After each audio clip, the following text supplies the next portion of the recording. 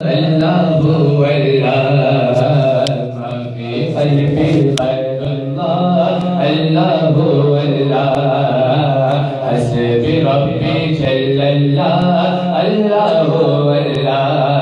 حضور آگے بڑھے تو کچھ لوگوں کو دیکھا کہ ان کی زبانیں لوہے کی کینچیوں سے کاٹی جا رہی ہیں اور ان کے جبڑے بھی کاٹے جا رہے ہیں، پھر صحیح ہو جاتے ہیں پھر کاٹے جاتے ہیں۔ جبریل امین سے حضور نے پوچھا یہ کون لوگ ہیں؟ تو عرض گزار ہوئے ہاؤلائی خطباء الفتنہ، یہ آپ کی امت کے فتنہ پرور خطیب ہیں جن کی زبان سے نکلتے ہوئے انگارے قوم میں آگ لگا دیتے تھے اور لوگوں میں تفریق، تشدد اور افتراق کے بیج بوتے تھے۔ یہ منبر اور محراب کی ذمہ داری انتہائی حساس ذمہ داری ہے۔ یہ خلق خدا کی اصلاح اور امت محمدیہ کو جوڑنے کا ذریعہ ہے۔ اس سے لوگوں کو بدی سے نکال کر کے نیکی کا راستہ دکھایا جاتا ہے، لیکن اس حساس منصب کو جو نہیں سمجھتے اور اس کو اپنی خواہشات نفس کے مطابق جو منبر و محراب کو استعمال کرتے ہیں، ان کے لیے اتنی سخت وعید کی گئی کہ قیامت کے دن ان کی زبانیں لوہے کی کینچیوں سے کاٹی جائیں گی، ان کے جبڑے کاٹے جائیں گے، پھر صحیح ہوں گے، پھر کاٹے جائیں گے، یہ مسلسل ان کو عذاب دیا جائے گا۔ تو حضور نے پوچھا کہ کون ہیں؟ تو کہا یہ آپ کی امت کے فتنہ پرور خطیب ہیں۔ اللہ اکبر، جو کہتے تھے ان کا اپنا عمل اس پہ نہیں تھا، تو اپنا عمل جب خود ہم اس پہ نہیں رکھیں گے تو وہ اثر انداز نہیں ہوگا۔ بعض لوگ ہمارے پاس آتے ہیں، جناب یہ بچہ ہے اس کے لیے دعا کر دیجئے، یہ نماز پڑھے۔ چلو ہم نہیں پڑھتے، یہ تو پڑھیں۔ تو میں کہتا ہوں یہ کیسے پڑھیں؟ آپ خود پڑھیں، گھر میں مصلی بچھائیں تو خود بخود اولاد کو ترغیب ہوگی۔ ہاں، زندوں سے مردہ، مردوں سے زندہ، ایسی مثالیں بھی ہیں۔ حضرت نوح علیہ السلام کے گھر میں بھی نالائق بیٹا پیدا ہو گیا۔ تو ایسا ہو جاتا ہے، بعض اوقات اچھے لوگوں کی اولادیں بھی بگڑ جاتی ہیں اور بعض اوقات برے لوگوں کی اولادیں بھی اچھی ہو جاتی ہیں، لیکن ضابطہ یہ نہیں ہے۔ یہ کبھی کبھی ہوتا ہے، ضابطہ یہ ہے کہ اچھے لوگوں کی اولادیں اچھی ہوتی ہیں، برے لوگوں کی اولادیں بری ہوتی ہیں۔ جو ماں باپ کا عمل ہو اس کا عکس اولاد پہ پڑتا۔ اس لیے ماں باپ کو عملاً اپنے رویے خوبصورت بنانے چاہیے تاکہ وہ منعکس ہوں اولاد میں۔ تو اسی طرح ہمارے خطباء جو منبر و محراب کے وارث، بات پہ توجہ دینے کی بجائے کہ میں گفتگو کو مرتب کروں، دلائل سے مزین کروں، کس موقع پہ شعر پڑھنا ہے، کس موقع پہ نہیں پڑھنا ہے، کہاں آواز کو اونچے لے جانا ہے، کہاں آواز کو مدھم رکھنا ہے، کہاں نعرہ لگوانا ہے، کہاں نہیں لگوانا، کہاں ہاتھ کھڑے کروانے، کہاں نہیں کھڑے کروانے، اس بات کو چھوڑے، ساری توجہ وہ اپنے کردار پہ دے۔ پھر کردار کے اندر سے پھوٹ کر جو گفتگو نکلے گی وہ ٹوٹے لفظ بھی ہوں گے، دلوں کو جوڑ دیں گے۔ اسحد بلال بلال کا اسحد ہی لوگوں کا اشہد بھی وہ دھوم نہیں بچاتا جو بلال کا اسحد دھوم مچاتا ہے۔ اس لیے ہمیں زیادہ توجہ اپنے کردار کی طرف دینی چاہیے۔ اقبال نے کہا تھا واعظ قوم کی وہ پختہ خیالی نہ رہی، برق طبعی نہ رہی، شعلہ مکالی نہ رہی، رہ گئی رسم آذاں روح بلالی نہ رہی، فلسفہ رہ گیا تلقین غزالی نہ رہی، مسجد مرثیہ خواہیں کہ نمازی نہ رہے، یعنی صاحب اوصاف وہ حجازی نہ رہے۔ تو آج ہماری گفتگو تو زیادہ ہے، جتنے چینل چل رہے ہیں، یہ ماہر سے عام آئے گا تو کیسے کیسے نکلیں گے دین سکھانے والے۔ اب تو سارا سال جو لوگوں کو ڈانس سکھاتے ہیں، رمضان میں وہ دین سکھانے آ جاتے ہیں، اور کیسے کیسے روپ اور کیسے کیسے چہرے جو ہیں وہ میڈیا کے اوپر بیٹھے ہیں، وہ سارے دین سکھا رہے ہوتے ہیں، لیکن کوئی ایک بھی نہیں سیکھ پاتا، اس لیے کہ دین لفظوں سے نہیں سکھایا جاتا، دین عمل سے سکھایا جاتا ہے۔ میرے اور آپ کے آقا و مولا کی ظاہری زندگی اس دنیا کے اوپر جو حضور گزار کے گئے ہیں کتنی ہے؟ 63 سال۔ 40 سال تک حضور نے اعلان نبوت ہی نہیں کیا۔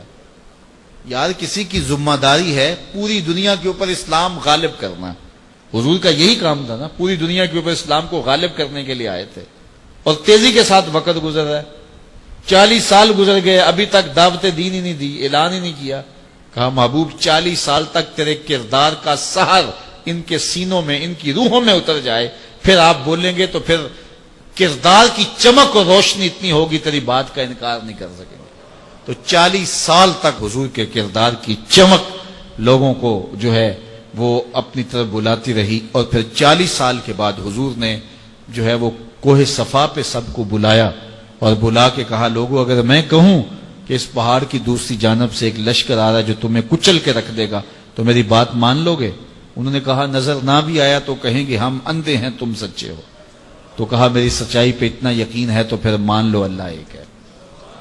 تو یہ کردار تھا جس نے لوگوں کو ماننے پہ مجبور کر دیا. قریب تشریف آوری ہے وہ گلوکار اور بانڈ بھگت یہ بیٹھ جائیں گے اور ہمیں دین سکھائیں گے. ہاں ان کو پوچھو کہ وضو میں فرض کتنے ہیں تو ان کو نہیں پتا ہوگا.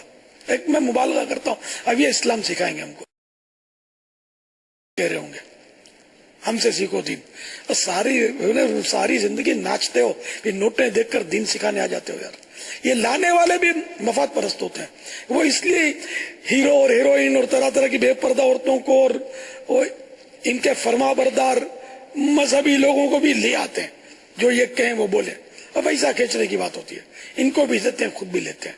اور عوام بیچاری وہ نام کی وجہ سے وہ ان کو کہا بھائی بڑا نام ہے بڑا گلوکار ہے فنکار ہے سمجھے ناچنے میں ماہر ہے. تو میں دین کی بربادیاں ہیں. تو میں آپ کو اب بھی سے کہہ دیتا ہوں کہ مہربانی کر کے صرف سنی عالم وہ بھی صحیح علم رکھتا ہو مستند ہو اسی کو سننا ہے ورنہ گمراہی کہہ کر نہیں آئے گی. ہمیں اپنی معلوم اپنے دین کے سننے سے وہ بہت مطلب ہے کہ نقصان ہو رہا ہے. اس سے دین کو چند سکوں کی خاطر جو لوگ ایسا کر رہے ہیں یہ خدا کو کیا جواب دیں گے. دین صرف علماء بیان کر سکتے ہیں. عوام یا اس طرح کے جو دین کا علم جن کے پاس کافی مقدار میں نہیں ہے نا ان کو مطلب اس طرح کی دینی باتیں آ کر بیان کرنے کی شریعت میں اجازت ہی نہیں ہے. مجھے کسی سے ذاتی دشمنی نہیں ہے. میں نے تو دین کے احکام بیان کیے ہیں کہ جو ایسا کرے گا گناہ گار بچانے کے لیے عرض کر رہا ہوں. ورنہ مدنی چینل کی کوئی ہم انکم کے لیے تو کر نہیں رہے. میرے کو تو نہ آج تک میں نے الحمدللہ مدنی چینل کیا دعوت اسلامی سے کبھی 1 روپیہ نہیں اٹھایا. اللہ کی رحمت سے دعوت اسلامی کی چائے پینے سے بھی بچتا ہوں. سب پیتے ہیں میں نہیں پیتا بچتا ہوں. اپنی چائے پیتا ہوں. ہماری اپنی ترکیب ہے کہ کہیں یہ نہ ہو کہ یہ چائے میری اس کے اجر میں چلی جائے. میں اللہ کے لیے کام کر رہا ہوں. مدنی چینل سے مجھے کوئی انکم نہیں ہے جو میں دوسرے چینلز کے مقابلے پہ اور ہمارا کمپٹیشن ہے ایسا بھی نہیں ہے. تو مدنی چینل تو آپ کو پتا ہے کہ نہ ایڈ بھی نہیں لیتے. ہم ایڈ ہم نہیں لیتے. بس ہم آپ کی جیبوں سے لیتے ہیں. الحمدللہ عاشقان رسول مالی تعاون کرتے ہیں اور یہ مدنی چینل چل رہا ہے اللہ کی رحمت سے اور چلتا رہے گا. اور دین کی تبلیغ کر رہا ہے. اس میں کوئی دنیا داری تو ہے نہیں نا. دین ہی دین ہے. الحمدللہ جو جانتے ہیں ان کو پتا ہے. تو صرف گھر میں مدنی چینل رکھتے ہیں. بے شمار آپ کو ملیں گے جو صرف مدنی چینل ہی گھر میں چلاتے ہیں اور کوئی چینل ان کو نہیں جمتا. پیارے دوستو پہلے آپ سے گزارش کی جاتی ہے کہ اگر آپ ہمارے چینل پہلی بار دیکھ رہے ہیں اور ابھی تک آپ نے ہمارا چینل سبسکرائب نہیں کیا تو آپ ہمارا چینل ضرور سبسکرائب کر لیں اور ساتھ ہی لگے بیل کے بٹن کو بھی پریس کر لیں تاکہ آپ کے پاس فیوچر میں ہماری اپلوڈ ہونے والی مزید اسلامک معلوماتی ویڈیوز کا نوٹیفیکیشن بر وقت ملتا رہے.